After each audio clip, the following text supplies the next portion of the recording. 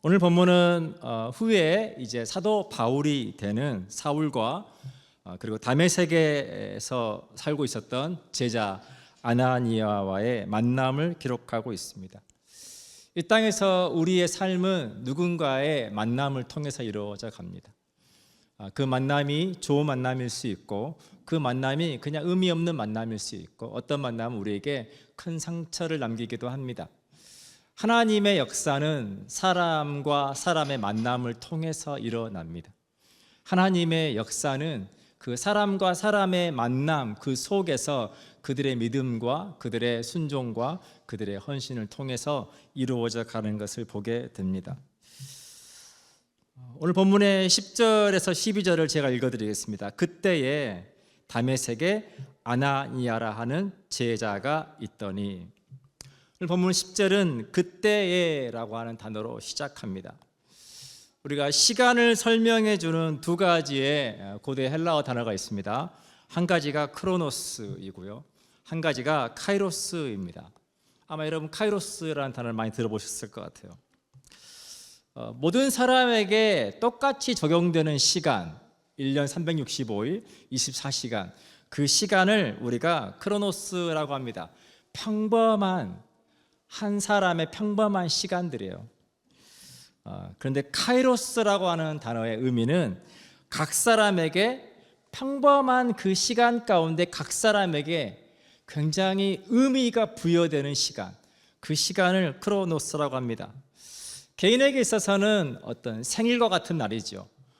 제 생일이 5월 21일인데 다른 분들에게는 5월 21일이 크게 의미가 없을 수 있지만 제게는 굉장히 이 땅에 태어난 의미 있는 날인 것처럼 그런 거죠.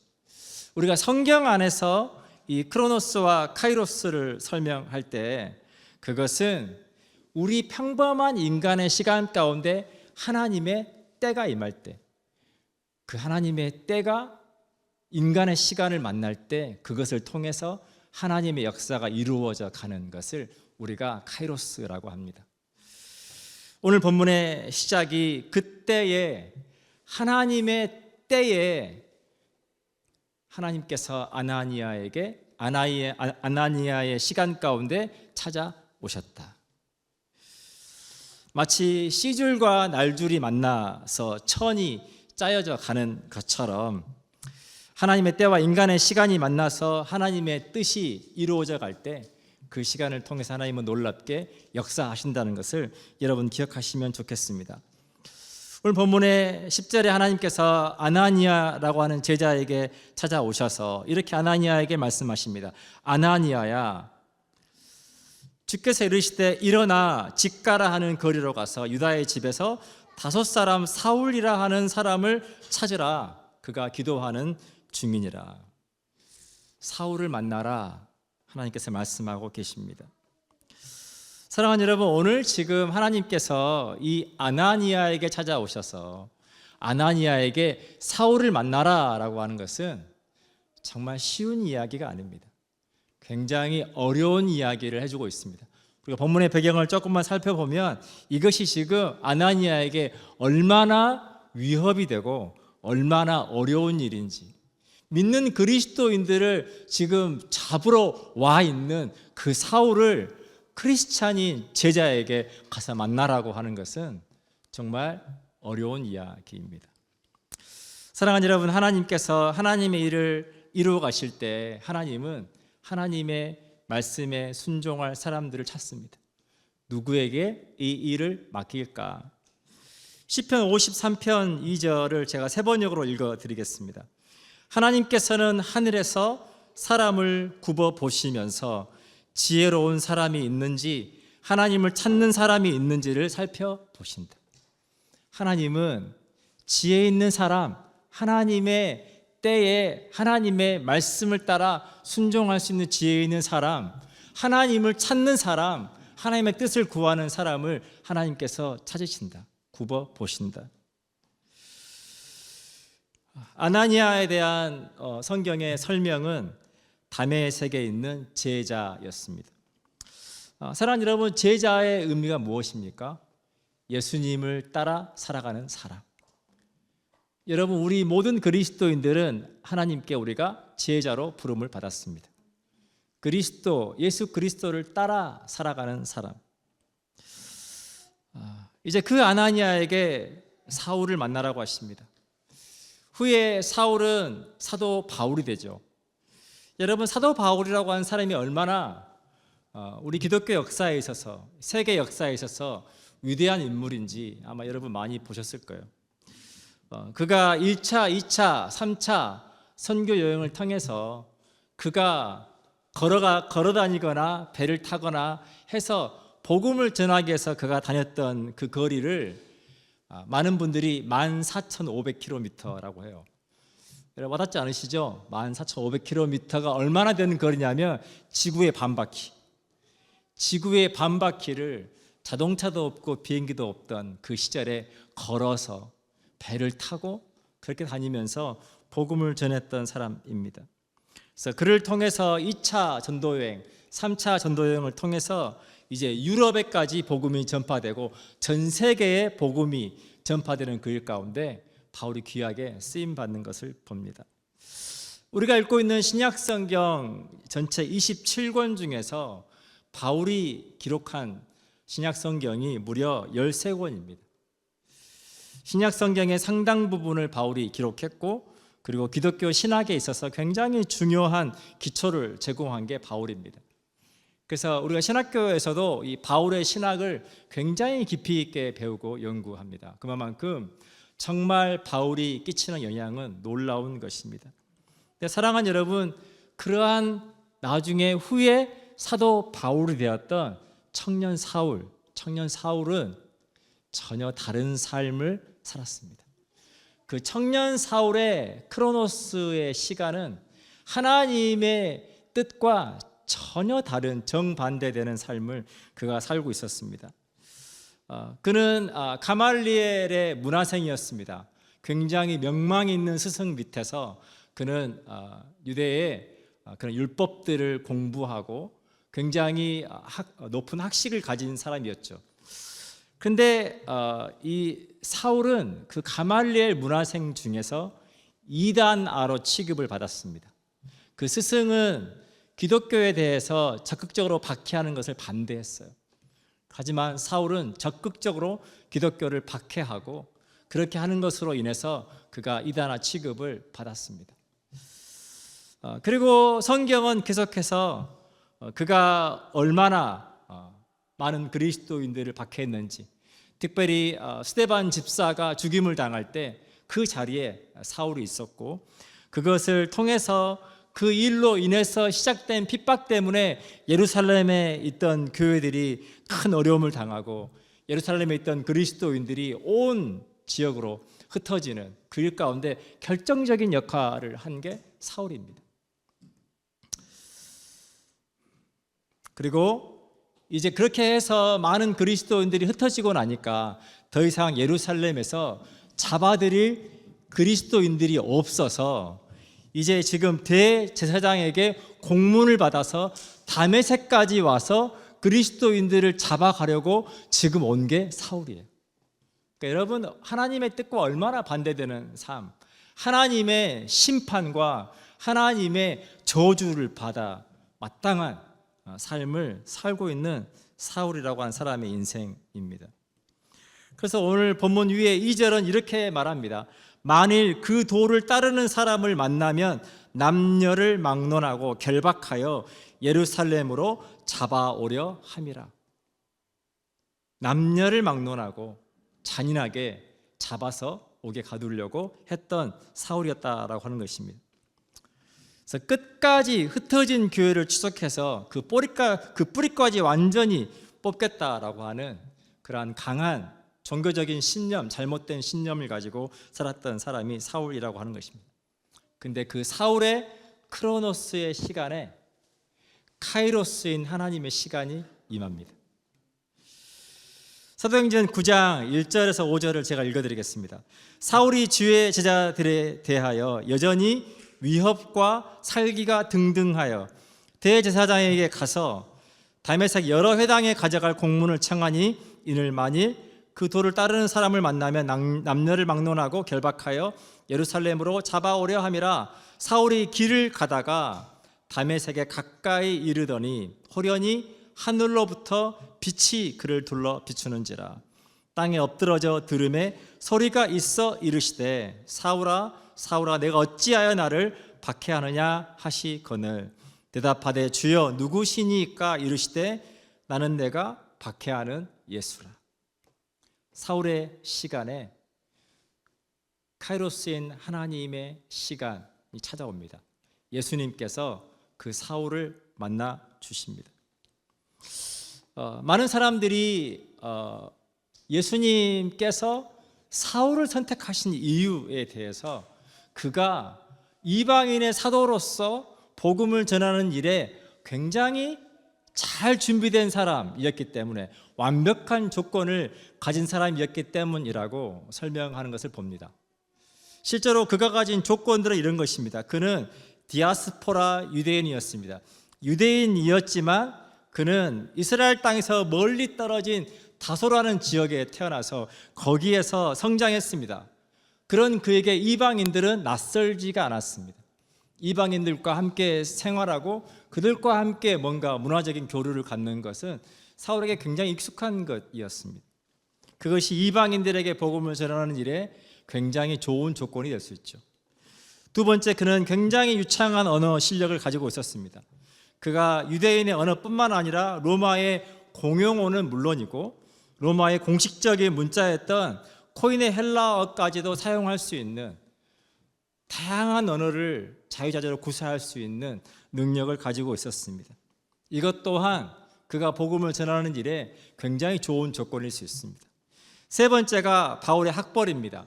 제가 조금 전에 말했던 것처럼 바울은 당시에 최고의 학파로 알려져 있는 가말리엘의 제자였습니다. 유대인이라면 누구나 인정하는 높은 수준의 교육을 그가 받았습니다. 그래서 유대인들과 함께 갈등을 겪으면서 이방인들에게 복음을 전하고자 할 때 사울은 누구보다 좋은 조건을 가지고 있었습니다. 그리고 네 번째, 그는 로마의 시민권자였습니다. 로마의 시민권을 통해서 그가 참정권, 투표권, 재산권은 물론이고 그가 재판을 당하거나 고문을 당하지 않을 수 있는, 십자가형을 피할 수 있는 권리를 가지고 있었습니다. 복음을 전하는 것에 너무나 좋은 조건이었습니다. 그리고 다섯 번째, 그에게는 천막을 만드는 기술이 있었습니다. 여러분 잘 많이 들어보신 텐트 메이커, 그런 텐트 메이커로서 그가 일을 감당했습니다. 당시 천막은 염소의 털 가죽을 이용해서 만들었습니다. 그래서 굉장히 전문적인 기술이 필요했고 전문적인 기술이 필요한 만큼 그는 그것을 통해서 큰 돈을 벌 수 있었습니다. 우리가 이처럼 청년 사울의 삶을 돌아보면 그는 정말 예수님께서 택하실 만한 완벽한 조건을 가진 사람처럼 보입니다. 그런데 놀랍게도 사도행전에서는 그 사울의 학벌이나 배경에 관심을 두지 않습니다. 그거에 대해서 설명하지 않습니다. 사울에 대해서 오직 한 가지만 이야기합니다. 교회를 박해하고 그리스도인들을 잡아오게 가두는 하나님을 대적하는 자라고 사울을 설명하고 있습니다. 그러한 사울에게 찾아오셔서 그를 만나 주시는 예수님, 그 예수님의 전적인 은혜에 대해서 성경에 설명하고 있다라고 하는 것입니다. 사랑하는 여러분, 저와 여러분이 예수 그리스도를 만난 것, 여러분 이것과 비슷하지 않습니까? 우리가 완벽한 조건을 갖추고 있어서, 우리가 그리스도인이 될 만한 자격이 있어서 하나님께서 너 같은 사람이 그리스도인이 돼야지 라고 우리를 택하여 주신 것이 아니라, 하나님께서 죄로 말미암아 죽어 마땅한 하나님의 심판 가운데 지옥에 갈 수밖에 없는 우리의 삶 가운데 주님께서 우리의 평범한 시간에 찾아오셔서 우리를 만나 주시고 저와 여러분을 구원해 주셨다라고 하는 것, 여러분 기억하시면 좋겠습니다. 그래서 바울은 이렇게 고백합니다. 고린도전서 15장 8절에서 10절입니다. 맨 나중에 만삭되지 못하여 난 자 같은 내게도 보이셨느니라. 자신을 마치 제 때를 다 채우지 못하고 그냥 질삭덩이로 태어난 것 같이 부족한 사람이라고 바울이 표현하고 있습니다. 그러면서 말하기를 나는 사도 중에 가장 작은 자라 나는 하나님의 교회를 박해하였으므로 사도라 칭함받기를 감당하지 못할 자니라. 교회를 박해한 내가 감히 사도라고 칭함받을 만한 자격도 없는 사람입니다.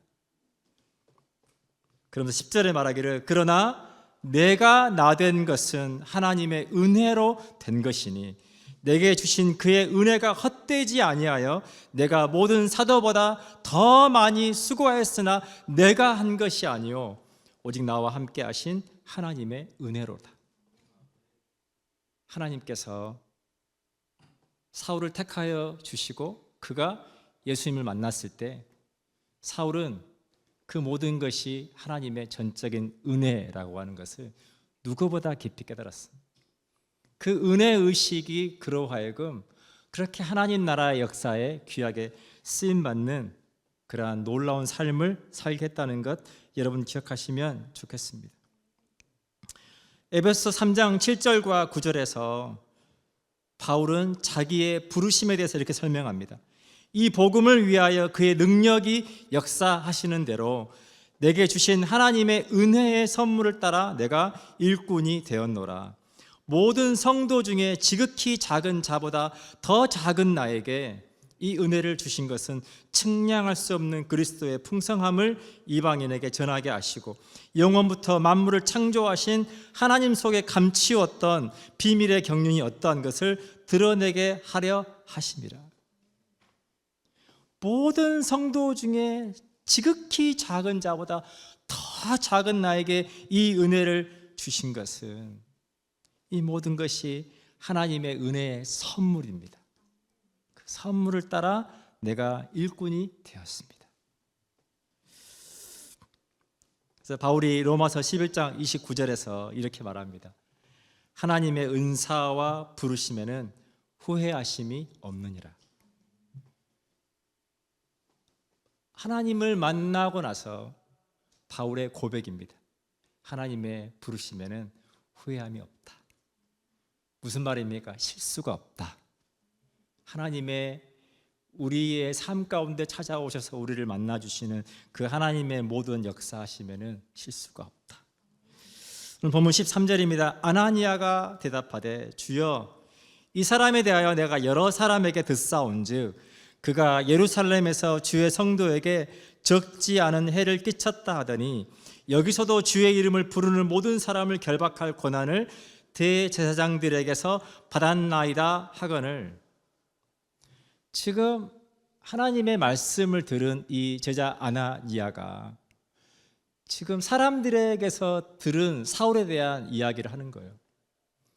이런 사람에게 제가 어떻게 가서 그 사람에게 하나님의 뜻을 전하겠습니까? 퀴블러 로스라고 하는 분이 죽음의 5단계에 대해서 설명해 놓은 것이 있습니다. 사람들이 죽음을 받아들일 때 첫 번째 단계가 뭐냐면 부정이라는 거예요. 나는 괜찮아. 나는 죽지 않을 거야. 인정하지 않고 싶어 한다는 거예요. 그래서 부정한다는 거예요. 그 다음 단계는 분노한다는 거예요. 왜 내가 암으로 죽어야 되지? 내가 뭘 잘못했길래? 분노한다는 거예요. 그리고 세 번째가 이제 타협한다는 거예요. 그래 어쩔 수 없지. 그리고 네 번째 단계가 우울한 단계로 빠집니다. 그리고 마지막 단계가 그 모든 상황을 수용한다는 거예요. 그래서 이 수용에 이르는 5가지 단계를 말합니다. 우리가 그리스도인으로서 살아갈 때도 우리가 제자로서 살아가고자 할 때 예수님께서 우리에게 뭐라고 말씀하십니까? 누구든지 나를 따라오려거든 자기를 부인하고. 내가 우리 자신을 부인하는 단계가 이것과 비슷한 것 같아요. 이러한 단계들을 거쳐갑니다. 오늘 지금 아나니아가 지금 하나님께서 야 사울을 만나라 라고 말할 때 하나님 사울이 어떤 사람인지 몰라서 그러십니까? 그거에 대해서 부정합니다. 그럴 수 없습니다. 그리고 분노하는 거죠. 이런 사람을 하나님 이런 사람을 왜 만나 주려고 하십니까? 이런 사람을 왜 눈을 뜨게 해주려고 하십니까? 그 모든 과정을 통해서 아나니아가 하나님의 뜻에 순종합니다. 바울은 로마서 15장 7절에서 우리에게 이렇게 권면합니다. 그러므로 그리스도께서 우리를 받아 하나님께 영광을 돌리심과 같이 너희도 서로 받으라. 예수님께서 우리를 그렇게 있는 모습 그대로 받아 주신 것처럼 너희도 서로 받으라. 아나니아가 청년 사울을 있는 모습 그대로 받죠. 받고 그에게 가서 안수하고 그가 눈을 뜨게 됩니다. 사랑하는 여러분, 하나님은 오늘 또 저 여러분 삶 가운데 살아 역사하십니다. 우리에게 필요한 것은 우리의 마음을 하나님께 여는 거예요. 인도에서 홍수가 났는데, 인도에서 홍수가 나서 굉장히 유명해진 한국 제품이 있습니다. 여러분 잘 아시는 락앤락 제품이 굉장히 유명해진 사건이 있습니다. 사람들이 락앤락에다가 음식을 담은 게 아니고 돈을 담아놨는데 홍수가 난 거예요. 홍수가 나가지고 싹 쓸려갔는데 그 락앤락 통 안에 있는 돈이 안전한 거죠. 그래서 락앤락이 너무너무 유명해진 거예요. 이야, 이 홍수에도 이렇게 돈이 안전하게 지켜지는 이 튼튼함, 유명해졌습니다. 사랑하는 여러분, 그런 것이라면 얼마나 좋겠어요. 근데 우리가 우리의 마음을 락앤락처럼 할 때가 있어요. 하나님께서 아무리 우리에게 은혜를 주시려고 해도 그렇게 우리가 우리의 마음의 문을 단단하게 걸어 잠그고 내 뜻과 내 방식과 내 생각을 따라 살아갈 때가 많이 있다라고 하는 것입니다. 하나님께서 조금도 이 카이로스의 하나님의 때가 조금도 임할 수 없는 그냥 평범한 크로노스의 삶을 살아갈 때가 있다라고 하는 거예요. 사랑하는 여러분, 라오디게아 교회의 요한계시록에서 하나님께서 하시는 말씀이 이겁니다. 요한계시록 3장 15절에서 17절입니다. 내가 내 행위를 아노니 내가 차지도 아니하고 뜨겁지도 아니하도다. 내가 차든지 뜨겁든지 하기를 원하노라. 내가 이같이 미지근하여 뜨겁지도 아니하고 차지도 아니하니 내 입에서 너를 토하여 버리리라. 내가 말하기를 나는 부자라 부요하여 부족한 것이 없다 하나 내 곤고한 것과 가련한 것과 가난한 것과 눈먼 것과 벌거벗은 것을 알지 못하는 도다. 그러면서 요한계시록 3장 20절에 이렇게 말씀하십니다. 볼지어다 내가 문 밖에 서서 두드리노니 누구든지 내 음성을 듣고 문을 열면 내가 그에게로 들어가 그로 더불어 먹고 그는 나와 더불어 먹으리라. 우리 함께 기도하기를 원합니다.